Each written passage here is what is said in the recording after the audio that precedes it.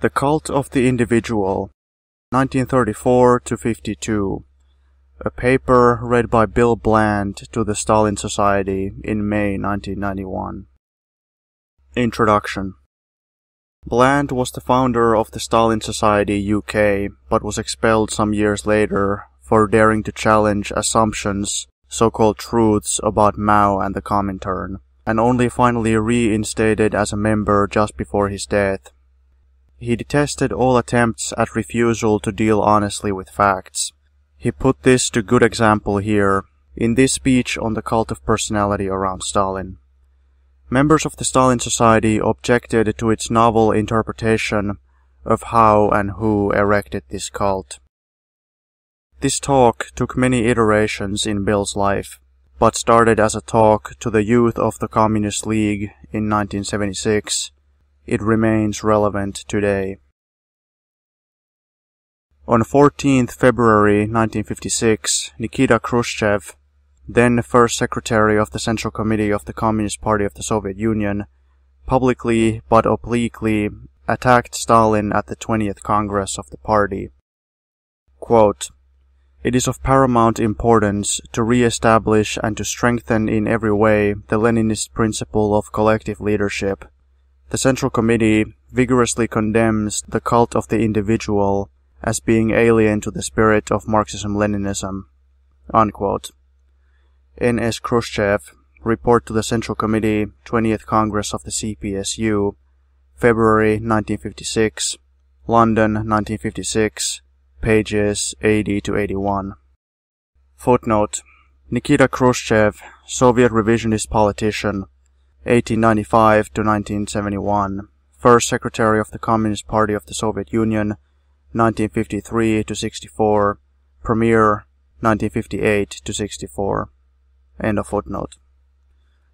In this so-called secret speech to the same Congress on 25th February, leaked to the U.S. State Department but not published within the Soviet Union, attacked Stalin more directly, asserting that, quote, "The cult of the individual acquired such monstrous size chiefly because Stalin himself, using all conceivable methods, supported the glorification of his own person." Unquote. Russian Institute, Columbia University, The Anti-Stalin Campaign and International Communism, New York, 1956, page 69. Yet, many witnesses testify to Stalin's simplicity and modesty. The French writer Henri Barbusse, 1873-1935, describes the simplicity of Stalin's lifestyle. Quote, "One goes up to the first floor, where white curtains hang over 3 of the windows. These 3 windows are Stalin's home. In the tiny hall, a long military cloak hangs on a peg beneath a cap. In addition to this hall, there are 3 bedrooms and a dining room. The bedrooms are as simply furnished as those of a respectable second-class hotel. The eldest son, Jasheka, sleeps at night in the dining room, on a divan which is converted into a bed. The younger sleeps in a tiny recess, a sort of alcove opening out of it. Each month he earns 500 rubles, which constitute the meager maximum salary of the officials of the Communist Party, amounting to between £20 and £25 in English money. This frank and brilliant man is a simple man. He does not employ 32 secretaries like Mr. Lloyd George. He has only 1. Stalin systematically gives credit for all the progress made to Lenin, whereas the credit has been in very large measure his own." Unquote. H. Barbusse, Stalin, A New World Seen Through One Man. London, 1935, pages 7-8, 291-294.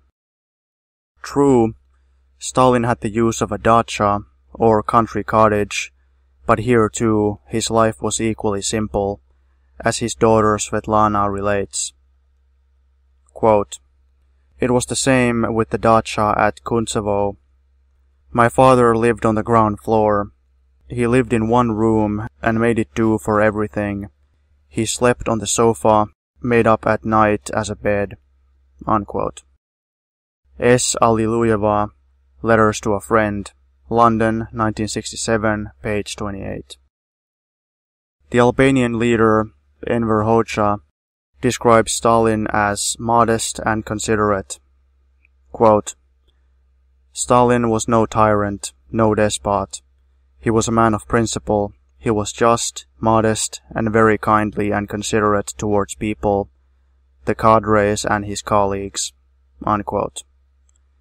E. Hoxha, With Stalin, Memoirs, Tirana, 1979, pages 14 to 15. Footnote.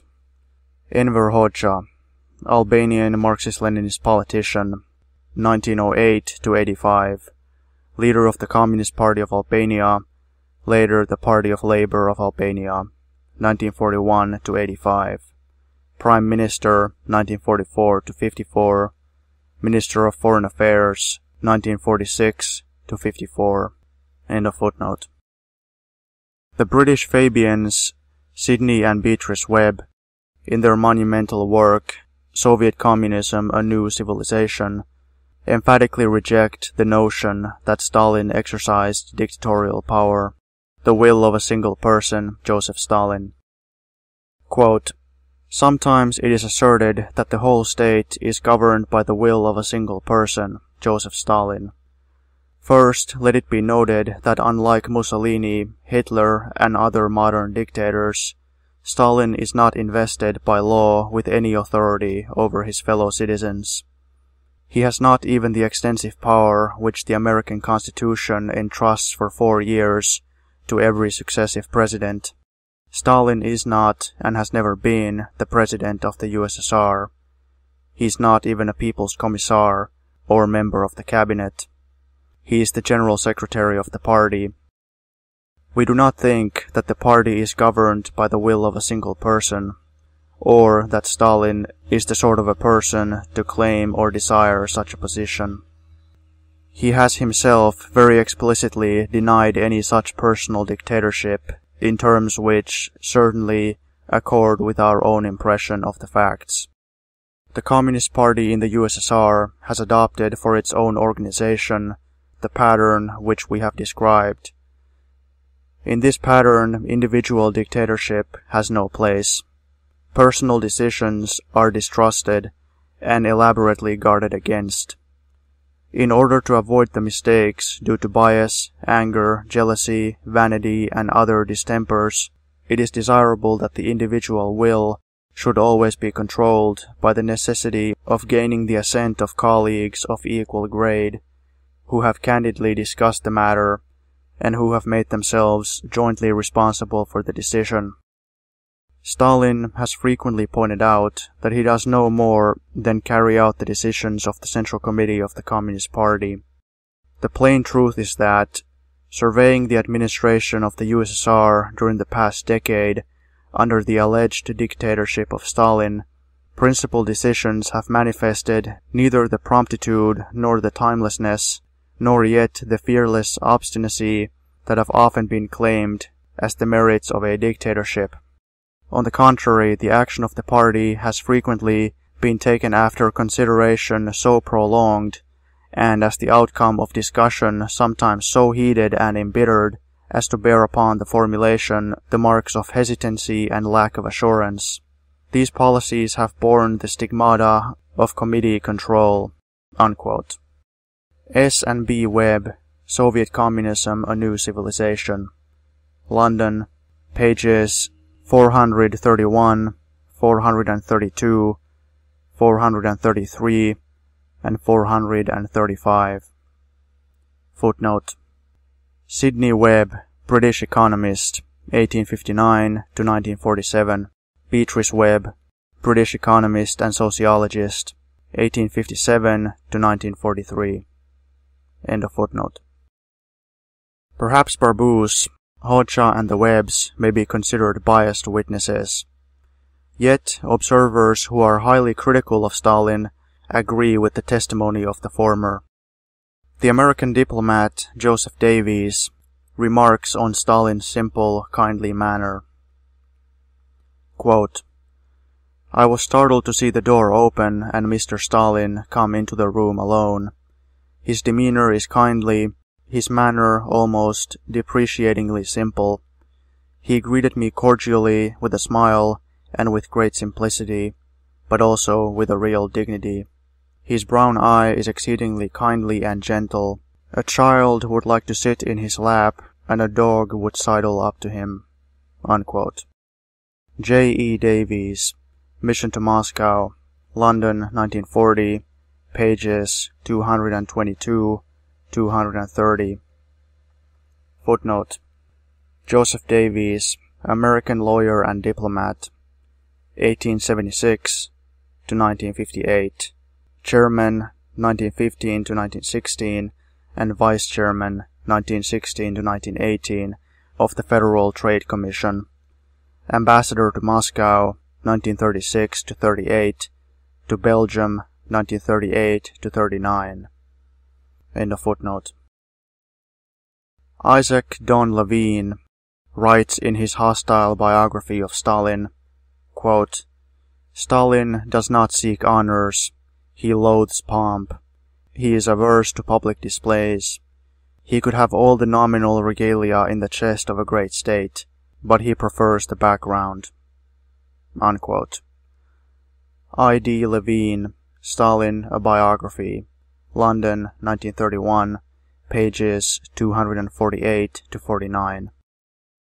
Footnote.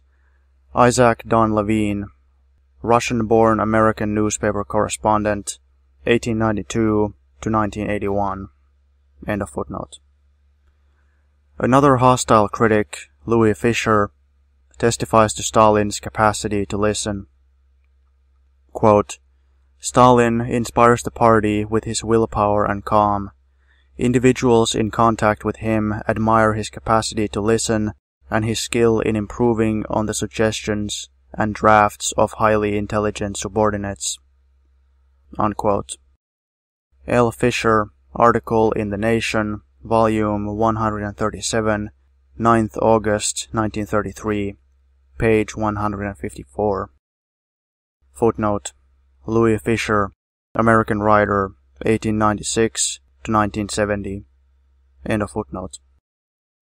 Eugene Lyons, in his biography entitled Stalin, Tsar of all the Russians, describes Stalin's simple way of life. Quote, Stalin lives in a modest apartment of 3 rooms. In his everyday life, his tastes remained simple almost to the point of crudeness. Even those who hated him with a desperate hate and blamed him for sadistic cruelties never accused him of excesses in his private life. Those who measure success by millions of dollars, yachts and mistresses find it hard to understand power relished in austerity. There was nothing remotely ogre-like in his looks or conduct, nothing theatrical in his manner. A pleasant, earnest, aging man, evidently willing to be friendly to the first foreigner whom he had admitted to his presence in years. He's a thoroughly likable person, I remember thinking as we sat there, and thinking it in astonishment. Unquote. E. Lyons, Stalin, Tsar of all the Russians, Philadelphia, 1940, page 196 and 200. Lyons asked Stalin, Are you a dictator? Quote, Stalin smiled, implying that the question was on the preposterous side. No, he said slowly, I'm no dictator. Those who use the word do not understand the Soviet system of government, and the methods of the Soviet system of government, and the methods of the Communist Party. No one man or group of men can dictate. Decisions are made by the party and acted upon by its organs, the Central Committee and the Politburo. Unquote. E. Lyons, Ibid, page 203. The Finnish revisionist, Arvo Tuominen, strongly hostile to Stalin, comments in his book The Bells of the Kremlin on Stalin's personal self-effacement. Quote, In his speeches and writings, Stalin always withdrew into the background, speaking only of communism, the Soviet power and the party, and stressing that he was really a representative of the idea and the organization, nothing more. I never noticed any signs of vainglory in Stalin."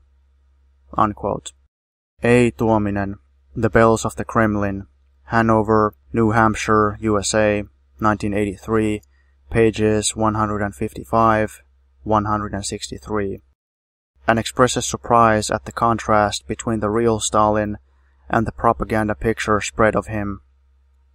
Quote, "During my many years in Moscow, I never stopped marveling at the contrast between the man and the colossal likenesses that had been made of him. That medium-sized, slightly pock-marked Caucasian with a mustache was as far removed as could be from that stereotype of a dictator. But at the same time, the propaganda was proclaiming his superhuman abilities." Unquote. A. Tuominen, Ibid, page 155. Footnote. Arvo Tuominen, Finnish revisionist politician, 1894 to 1981. End of footnote. The Soviet Marshal Georgy Zhukov speaks of Stalin's lack of affectation. Quote, "Free of affectation and mannerisms, he, that is, Stalin, won the heart of everyone he talked with." Unquote.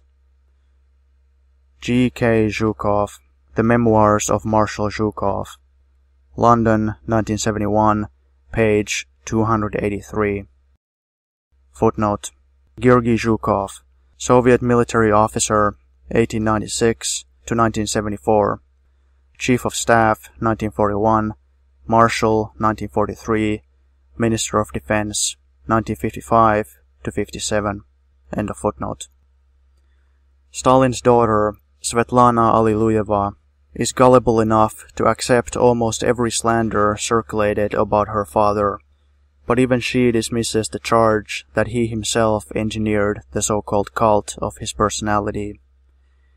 He describes a train trip with Stalin from the Crimea to Moscow in 1948. Quote, "As we pulled in at the various stations, we'd go for a stroll along the platform. My father walked as far as the engine, giving greetings to the railway workers as he went. You couldn't see a single passenger. It was a special train, and no one was allowed on the platform. Whoever thought such a thing up? Who had contrived all these stratagems? Not he. It was the system of which he himself was a prisoner, and in which he suffered from loneliness, emptiness, and lack of human companionship. Nowadays, when I read or hear somewhere that my father used to consider himself practically a god, it amazes me that people who knew him well can even say such a thing. He never thought of himself as a god." Unquote. S. Alliluyeva, Letters to a Friend, London, 1968, pages 202 to 203, 213. She describes the grief of the servants at the dacha when Stalin died. Quote, "These men and women who were servants of my father loved him. In little things, he wasn't hard to please. On the contrary, he was courteous, unassuming and direct with those who waited on him. Men, women, everyone started crying all over again.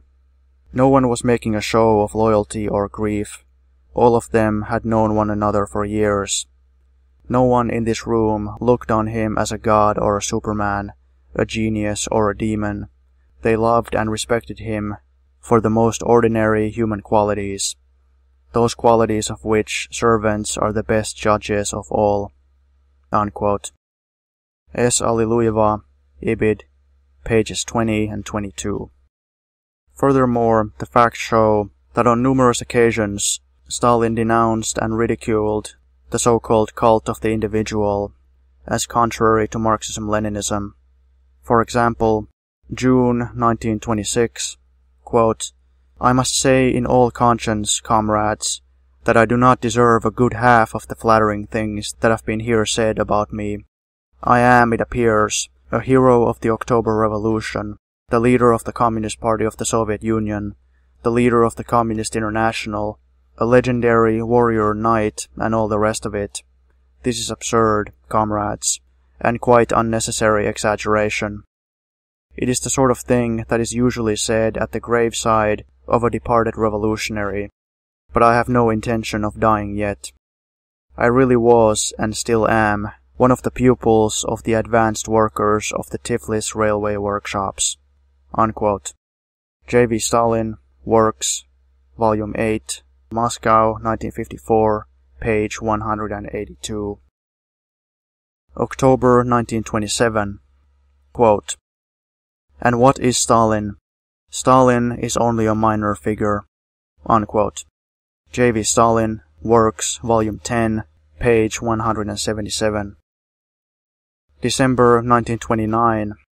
Quote, "Your congratulations and greetings I place to the credit of the Party of the Working Class, which bore me and reared me in its own image and likeness. And just because I place them to the credit of our glorious Leninist party, I make bold to tender you my Bolshevik thanks." Unquote. J.V. Stalin, Works, Volume 12, page 146. April 1930.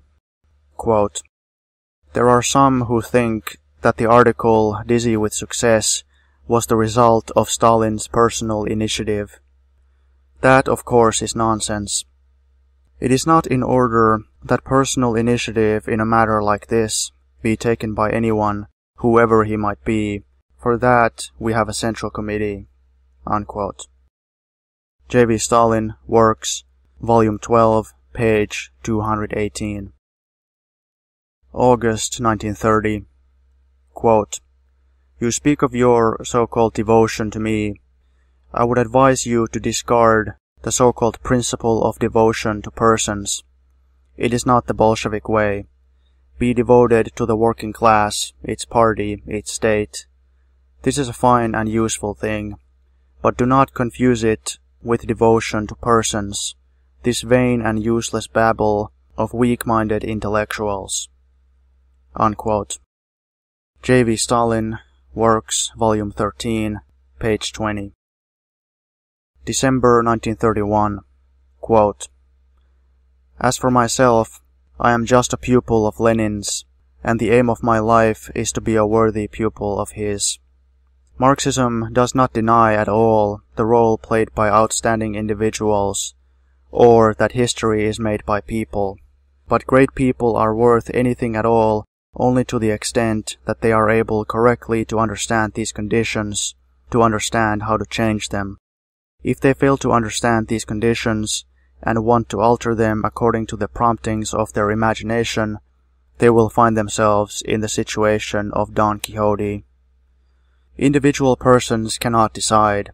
Decisions of individuals are always, or nearly always, one-sided decisions. In every collective body, there are people whose opinion must be reckoned with. From the experience of 3 revolutions, we know that out of every 100 decisions taken by individual persons, without being tested and corrected collectively, approximately 90 are one-sided. Never under any circumstances would our workers now tolerate power in the hands of one person. With us, personages of the greatest authority are reduced to non-entities, become mere ciphers, as soon as the masses of the workers lose confidence in them." Unquote. J.V. Stalin, Works, Volume 13, pages 107 to 8, 109, 113. February 1933. Quote, "I have received your letter ceding me your second order as a reward for my work. I thank you very much for your warm words and comradely present. I know what you are depriving yourself of in my favor and appreciate your sentiments. Nevertheless, I cannot accept your second order. I cannot and must not accept it. Not only because it can only belong to you, as you alone have earned it, but also because I have been amply rewarded as it is by the attention and respect of comrades, and consequently have no right to rob you. Orders were instituted not for those who are well known as it is, but mainly for heroic people who are little known, and who need to be made well known to all. Besides, I must tell you that I already have 2 orders. That is more than one needs, I assure you." Unquote. J.V. Stalin, Works, Volume 13, page 241. May 1933. Robbins. I consider it a great honor to have an opportunity of paying you a visit. Stalin. There is nothing particular in that. You are exaggerating. Robbins. What is most interesting to me is that throughout Russia I have found the names Lenin, Stalin, Lenin, Stalin, Lenin, Stalin linked together. Stalin. That too is an exaggeration. How can I be compared to Lenin? Unquote. J.V. Stalin, Works, Volume 13, page 267. February 1938. Quote, I am absolutely against the publication of stories of the childhood of Stalin. The book abounds with a mass of inexactitudes of fact, of alterations, of exaggerations, and of unmerited praise. But the important thing resides in the fact that the book has a tendency to engrave in the minds of Soviet children, and people in general, the personality cult of leaders, of infallible heroes. This is dangerous and detrimental. The theory of so-called heroes and the so-called crowd is not a Bolshevik, but a social revolutionary anarchist theory. I suggest we burn this book. Unquote. J.V. Stalin, Works, Volume 13, page 327. Thus, the so-called cult of the individual, as built up around Stalin, was contrary to Marxism-Leninism, and its practice was contrary to the expressed wishes of Stalin. This raises an important question. When I expressed at a previous meeting of the Stalin Society the view that the Marxist-Leninists were in a minority in the Soviet leadership from the late 1920s, there were loud murmurs of dissent from some members. But we have seen that, although Stalin expressed strong opposition to the so-called cult of personality, the cult of personality continued. It therefore follows irrefutably that 1. Either Stalin was unable to stop it, 2. Or he did not want to stop it, and so was a petty-minded, lying, non-Marxist-Leninist hypocrite. The initiators of the cult. But if the so-called cult of personality around Stalin was not built up by Stalin, but against his wishes, by whom was it built up? The facts show that the most fervent exponents of the so-called cult of personality around Stalin were revisionists and concealed revisionists like Karl Radek, Nikita Khrushchev, and Anastas Mikoyan. Footnote: Karl Radek, Soviet revisionist politician, 1885 to 1939, pleaded guilty at his public trial to terrorism and treason, 1937, murdered in prison by fellow prisoner, 1939. Anastas Mikoyan, Soviet revisionist politician, 1895 to 1978, Politburo member, 1935 to 1978, People's Commissar for Trade, 1926 to 31, for Supply, 1931 to 34, for Food Industry, 1934 to 38, for Foreign Trade, 1938 to 49, Deputy Minister, 1946 to 64, President, 1964 to 65. End of footnote. Roy Medvedev, Soviet revisionist historian, points out that, quote, the first issue of Pravda for 1934 carried a huge 2-page article by Radek, heaping orgiastic praise on Stalin. The former Trotskyite, who had led the opposition to Stalin for many years, now called him Lenin's best pupil, the model of the Leninist party, bone of its bone, blood of its blood. he, quote, is as far-sighted as Lenin, and so on and on. This seems to have been the first large article in the press specifically devoted to the adulation of Stalin, and it was quickly reissued as a pamphlet in 225,000 copies, an enormous figure for the time, unquote. R.A. Medvedev, Let History Judge, Origins and Consequences of Stalinism, London, 1972, page 148. At his public trial in January 1937, Radek admitted to terrorism and treason. Vyshinsky. What did Murchovsky reply? Radek. He replied quite definitely that the struggle had entered the terrorist phase. In April 1933, Murchovsky asked me whether I would mention any Trotskyite in Leningrad who would undertake the organization of a terrorist group there. Vyshinsky. Against whom? Radek. Against Kirov, of course. Vyshinsky. In 1934 to 1935, your position was that of organized, systematic perpetration of terrorist acts. Radek. Yes. We would inevitably have to bring the social structure of the USSR into line with the victorious fascist countries, a pseudonym for the restoration of capitalism. It was clear to us this meant fascism, serving foreign finance capital. It was planned to surrender Ukraine to Germany and the Maritime Province and the Amur region to Japan. Unquote. Report of court proceedings in the case of the anti-Soviet Trotskyite Center, Moscow, 1937, pages 88, 90, 103, 115. Footnote. Murchovsky, Soviet Trotskyist politician, 1883 to 1936, pleaded guilty to terrorism and treason at his public trial in August 1936 and was sentenced to death. Kirov, Soviet Marxist-Leninist politician, 1886 to 1934, secretary of the CPSU in Azerbaijan, 1921 to 34, in Leningrad, 1926 to 34, member of Politburo, 1930 to 34, assassinated by a terrorist, 1934. End of footnote.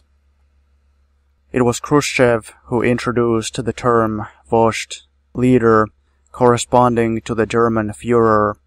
At the Moscow Party Conference in January 1932, Khrushchev finished his speech by saying, quote, the Moscow Bolsheviks rallied around the Leninist Central Committee as never before, and around the Vozhd of our party, Comrade Stalin, are cheerfully and confidently marching toward new victories in the battles for socialism, for the world proletarian revolution. Unquote.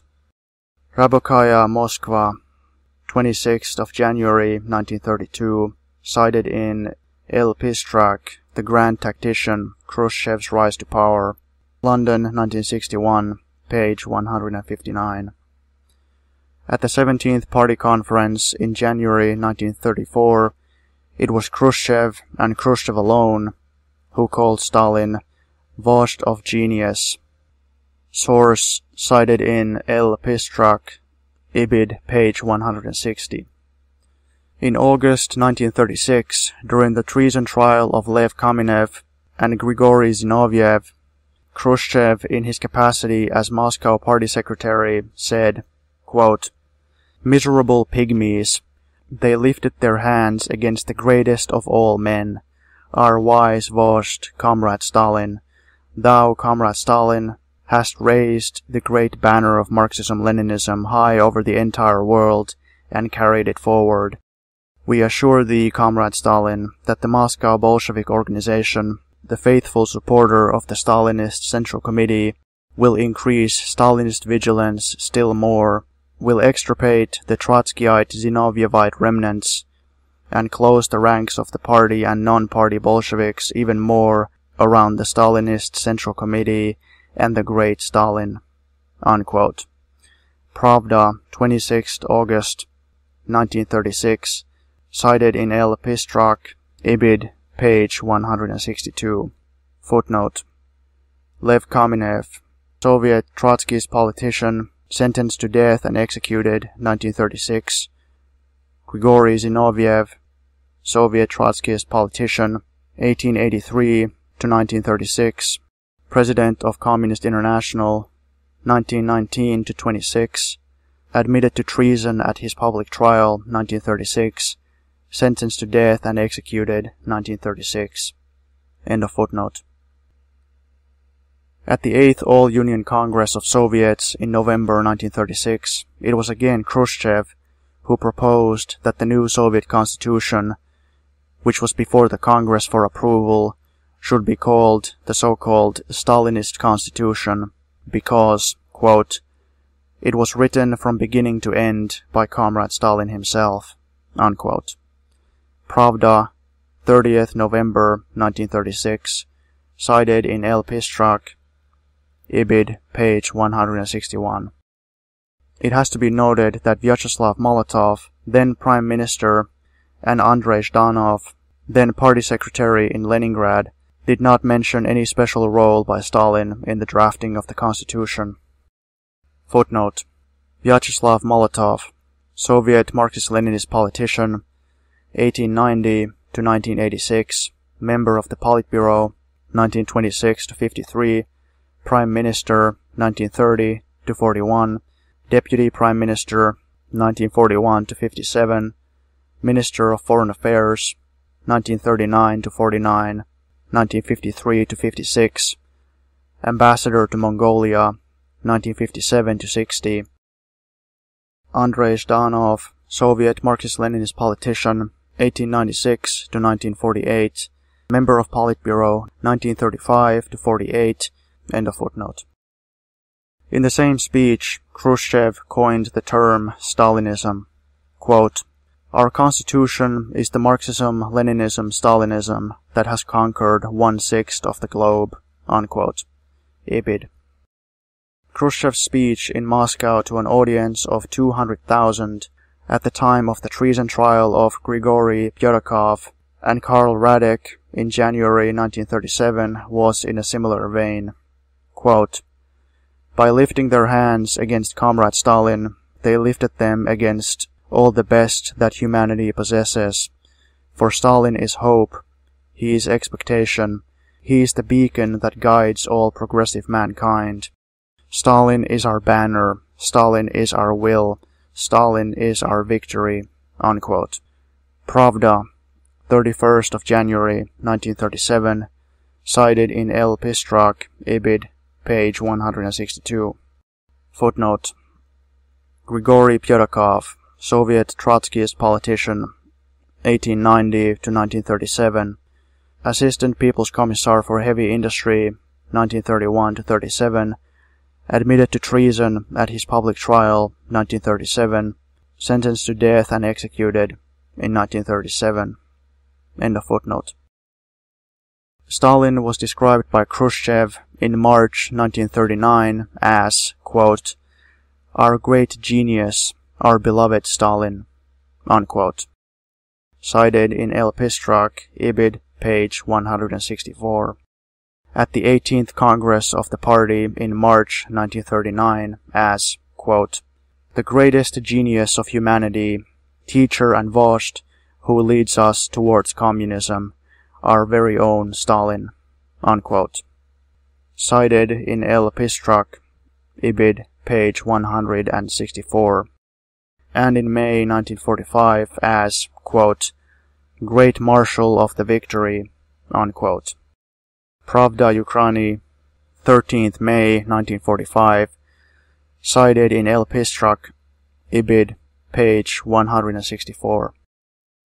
On the occasion of the celebration of Stalin's 50th birthday in December 1929, Anastas Mikoyan accompanied his congratulations with the demand, quote, that we, meeting the rightful demand of the masses, begin finally to work on his biography and make it available to the party and to all working people in our country, unquote. Izvestia, 21st of December 1929, cited in L. Pistrak, Ibid, page 164.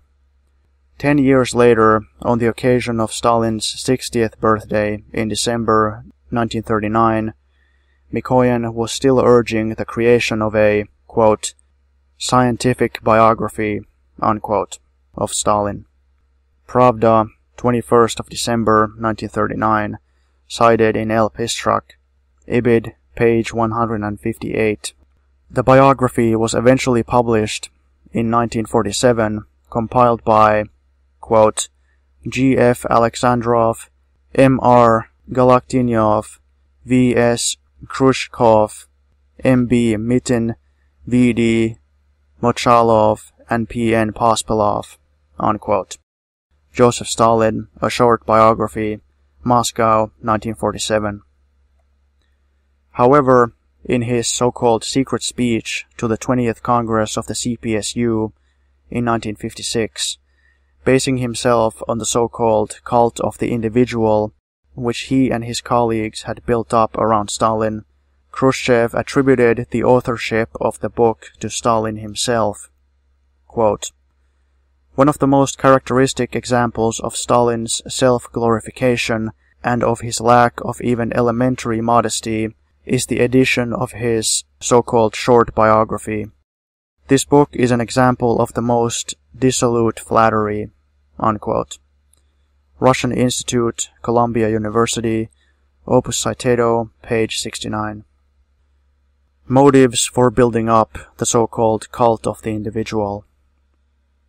Of course, many Soviet citizens admired Stalin and expressed this admiration, but clearly the cult of the individual around Stalin was built up mainly by the concealed revisionists against Stalin's wishes, in order, firstly, to disguise the fact that the party and the Communist International were dominated by concealed revisionists, and to present the fiction that these were dominated personally by Stalin. Thus blame for breaches of socialist legality and for deviations from Marxist-Leninist principles on their part could be laid on Stalin. Secondly, to provide a pretext for attacking Stalin at a later date, under the guise of carrying out a program of democratization, which was in fact a program of dismantling socialism.